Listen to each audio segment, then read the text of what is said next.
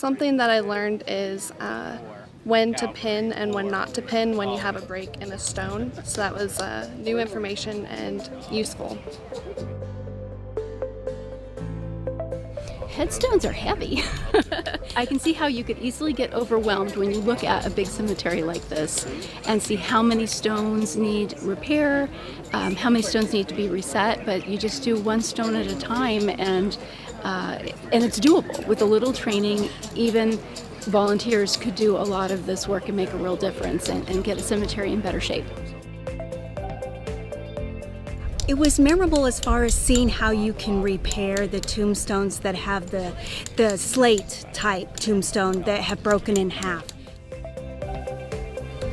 It was pretty interesting learning how to reset the stones, taking the bases out and then putting gravel and sand down to resettle them in.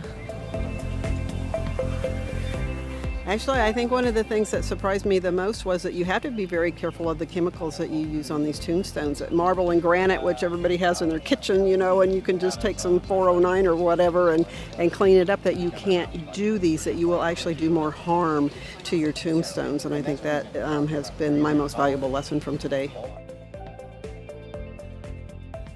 Well, I think it's great that the communities have volunteers. Unfortunately, there's not always funds, and that's why there's volunteers. I really appreciate all the volunteers that work on their different cemeteries. So it's been really educational, and it's been fun also.